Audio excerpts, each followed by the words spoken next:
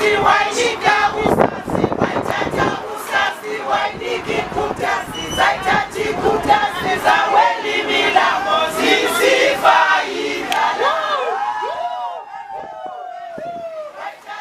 am a widow, and my husband was a government employee. Around September, I heard about a group of women calling themselves South African widows, South African concerned widows. Why I joined them? I joined them because these women are the same women who are sharing the same suffering as myself. When I joined them, they were about to go to SARS, asking SARS, why are we taxed like this? Why? And then when they get there, they got an answer from Mr. Pillay saying that these are the South African laws, Act 1958 of 1962. Remember, we are in the new South Africa in 2018, yet as widows, we are taxed with Act number 58 of 1962. So, Mr. Pillay said, this is the regulation. He is not the one who is supposed to change the laws. It's the South African government who must change the laws. And he said, these are the monies coming from pension, and we are supposed to be getting the answers from pension as to why are we taxed like this. This is abnormal. We cannot be taxed like this. And then from there, we marched again to pensions to ask pension, why are we taxed like this? There was a man who received our memo. This man was called Mr. Mda. He said he was coming from Pretoria. He said, pension cannot answer us. Pensions does not know why are we taxed like this. He said, SARS is the one who must answer it. Can you see? Somebody is blaming the other. No one wants to own this. And then from there, we went to the offices of Mr. Mabuyane. Mr. Mabuyane said he is going to take this thing up with the government. But up to now, I don't know what happened. Thereafter, we delegated some of the women, whilst the president of South Africa was in the Eastern Cape, especially in East London. We delegated them to go and appeal to the president, tell him our plight. But what happened? The president was busy with the business or the politics of the East London municipality. He couldn't come and receive our memos. The memo was taken by Mr.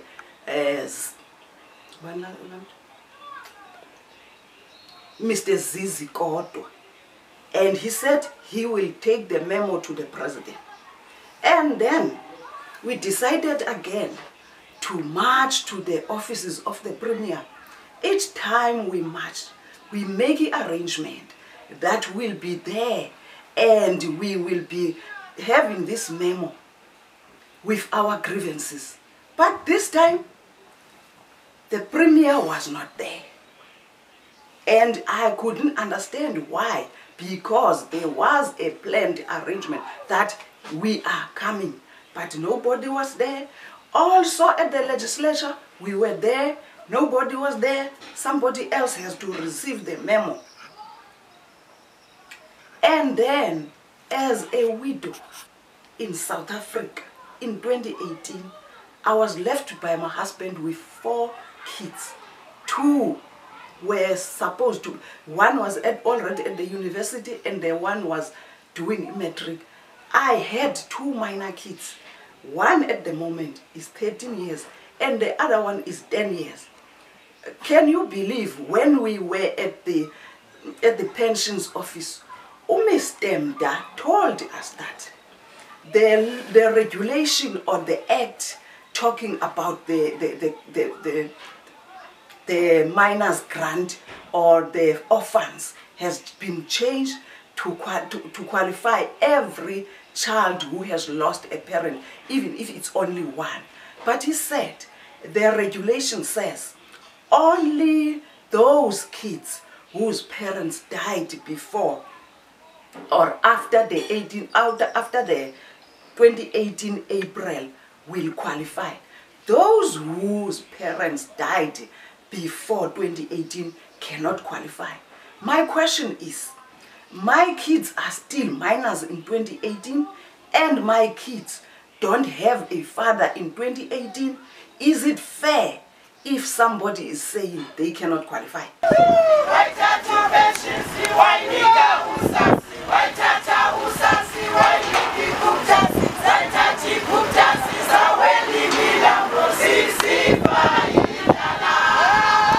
A teacher by profession has been passed on in 2012. A year later, I got a due by me from SARS of 18,000, and I settled it because I thought it was the remnants from my husband's pension.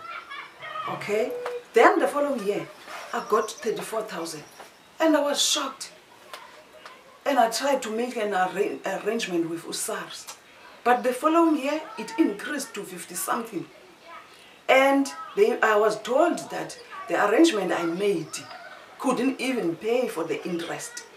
When I asked where is this debt coming from, they said the reason why is because the grant I'm getting, when it's added with on my salary, what happens, it changed the bracket of my tax, and I get to a bracket of those who are wealthy to be taxed at 45%. And then, you know, this amount doesn't even, it's 4 years, after 4 years, it's not even, it has not even reached to 10,000. To be taxed as a wealthy South African, I feel it's so unfair. You know, I had to resign thinking about the home of my kids because I knew SARS would repossess the house. So I resigned. Then the following year I was not working. But guess what I come out with? 19,000. 19,000, where does it come from? You know, that's why I said to myself, I have to join these people because maybe they have other ways to deal or to distress.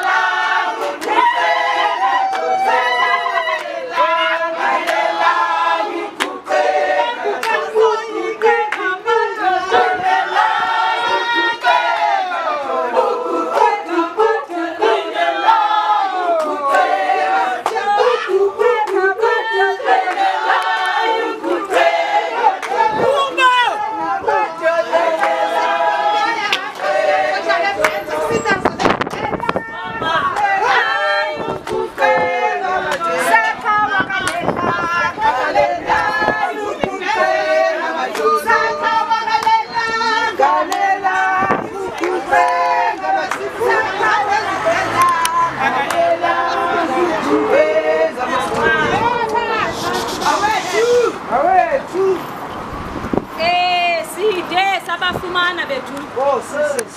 Ebulweni ekugqibeleni. Upremier ke asimfumenanga still akakho. Usikalekile asimfumenanga uchief of staff. Bamelwe ke apha phambi kwethu. Mr. Sota. Mamela. No Mr. Machanja so. Ngabo ke abazokwamkela imemorandum yethu. Akho nto ke singayithethanga kubo. Eveza i-disappointment yento kokubana besibhalile akukhange kube khonto ethi asizobafumana abantu besiseko. So kodwa ke kuba singabantu boxolo sizayithisa ke imemorandum yethu kubo. Mr. Machanja, nansi memorandum yabahlolokazi. Ndingakufundela memorandum from SA Widows. Act number 58 of 1962 stipulates that in case of a spouse married in commute of property under the South African common law, income received accrues to the joint estate is deemed as having been received in equal shares by each spouse who receives that salary. Benefits from pension, provident, and retirement annuity are taxable in the hands of the spouse who is a member of the fund. Widows are given a lump sum without knowing how much the fund was before tax. Monthly an amount of money, that is widow's pension, is paid to the surviving spouse without him or her knowing how it was calculated. Widows need transparency. They need to know how much the total fund was and the formula used to calculate the monthly income, that is the widow's pension. Number one, in 1994, freedom was achieved. ANC gained political power and oppressive acts were reviewed, but Tax Act number 58 of 1962 was not. Why does our government raise funds through taxing vulnerable men and women, that is widows? Struggle for liberation meant struggle for all, including widows. Widows are forced to live on loans to cover up the monies that are deducted by SARS. Our houses are repossessed because we cannot afford to pay the rates.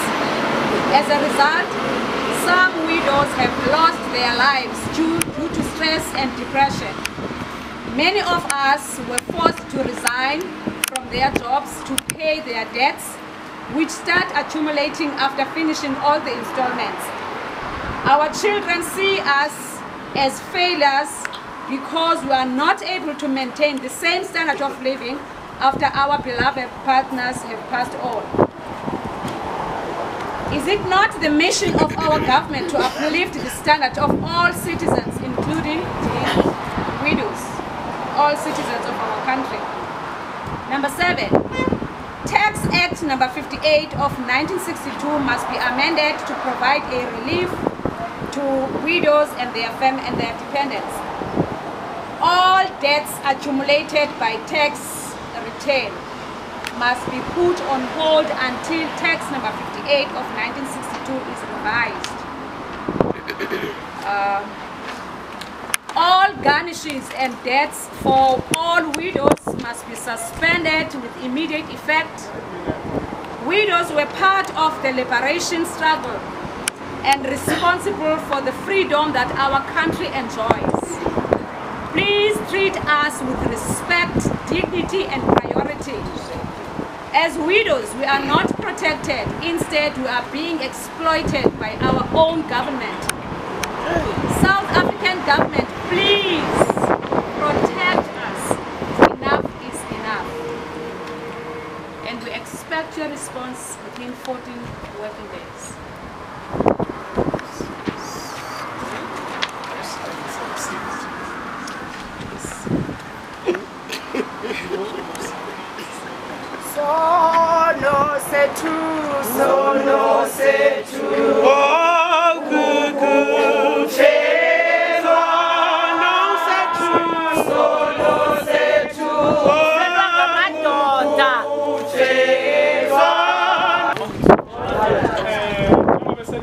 amagama wethu utata uMatyatya kunye notata uSontani lapha kwi-office ka-Premier siyithathile ke i-memorandum sayisayini basiyirisivile on behalf of uPremier siyoyipresenta ke ngoku uPremier abriefwe ke ngoku uPremier emva kwalo 14 days ke ngoku uPremier abuyele kuni ngokunoko kwethu kasinawugqitha ke ngoku ndawo uzoreceive i-petition siyithumele ke ngokuhlekazi sizithathile ke contact numbers ze-delegation leadership yenu sinethemba ke nizawuphinde nive kwakule ofisi sifumene yonke into kwi-briefing so that sizokwazi ukubriefa kakuhle uPremier sicinga into ukuthi ke ngoku nizawuva ke ngoku le-ofisi kaPremier ingaphelanga le-14 days siyabulela kakhulu ke ngentsebenziswano yenu ngamanye amaxesha abakhona amagingxigingxi kodwa ke sicela ke nani niyayazi kaloku kufuneka kusetyenziswene funeka sibambisene kwizinto zonke efuneka sizenzile siyabulela kakhulu ke ngematshi yenu sibulela nangendlela ke nisiphethe ngayo khange silwe side sayigqiba yonke into ebesiyizele umcimbi uhambe kakuhle sambriefa kakuhle noPremier niphinde nive ke kwi-ofisi kaPremier siyabulela kakhulu ngentsebenziswano mama ngaphezu koba ndingumama ndingumhlolokazi mandize ndizova into kabahlolokazi batshilo ke bathi bebebhalile besithi into yoba namhlanje babebela batsho uba baqale kwi-OTP bade benza bazomxolise ke bahlolokazi xolise boomama xolise boonozala ndixolise boomama bashiywa ngabalingani bebathanda phantsi kokuhlukunyezwa yimizi enendele kuyo nanyamezela ukuswelekelwa abanye benu bade batyholwa into yoba ngahle bangabanikazi bokukufa ngamagqwirha namagqwirhakazi amakhulu kodwa ke kwenzekile into yoba ninyamezele kudubela umyalezo ke andikawufumani kodwa kuba siyaxoxa ngeendima zezinto ngezinto ezitya amakhosikazi njengoba benditshilo kuni ngelaa xesha ndisazobulisa kuba into engamandla uba amakhosikazi abahlolokazi abakhala ngayo irhafu kuneteksi apha yento eningayaziyo usarisakaniphilisa yona nathi ke sayifumana le nto sayixoxa ngayo epalamente ngaphakathi sathetha ngayo kwi-Women's Caucus meeting yethu yokugqibela xa besilungiselela i-launch ye-16 days of activism against violence enikezwa amakhosikazi nabantwana sisithi le violence ikhona engu-physical violence ikhona engu-emotional violence kude kube khona no-spiritual violence umasiba amakhosikazi awasakwazi nokuthandaza ngenxa yeengxaki awabekwa kuzo kodwa ke mandikhe ndive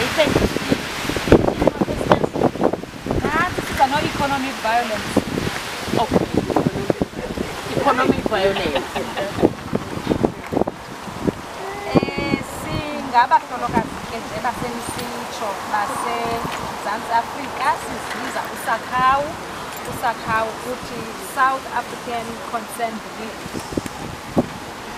Nansi ke i-memorandum yethu andiyazi uba ewe khawuyithi igaba inde kakhulu hayi khawuyifunde kwenze uba nophulaphuleyo. Ithi Act number 58 of 1962 stipulates that in case of a spouse married in common of property under the South African common law, income received accrued to the joint estate is deemed as having been received in equal shares by each spouse who receives that salary. benefits from pension, provident fund, and retirement annuity are taxable in the hands of the spouse who is a member of the fund. Widows and widowers are given a lump sum without knowing how much the fund was before tax.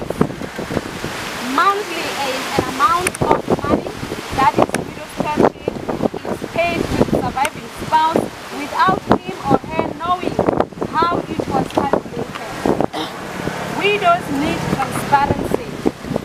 They need to know how much the total fund was and the formula used to calculate the monthly income.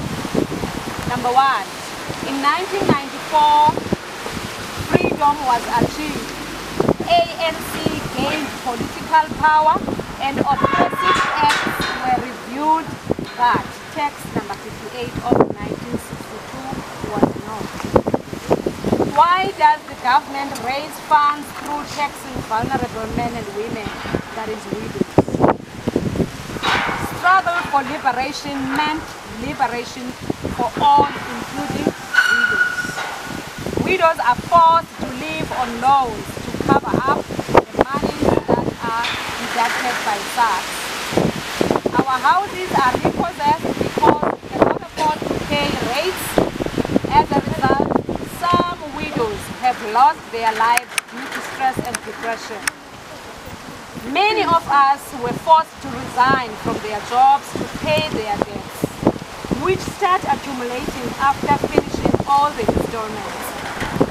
Our children see us as failures because we are not able to maintain the same standard of living after our beloved partners passed on. Is it not the mission of our government to uplift the standard of living of all citizens of the country? Text number 58 of 1962 must be amended to provide a relief to the widows and their dependents. All debts accumulated by tax return must be put on hold until text number 58 of 1962 is revised. All garnishes and debts for all widows must be suspended with immediate effect. Widows were part of the liberation struggle and responsible for the freedom that our country enjoys. Please treat us with respect, dignity, and priority. As widows, we are protected, we are not protected. Instead, we are being exploited by our own government. South African government, please protect us. Enough is enough. We need to respect the response.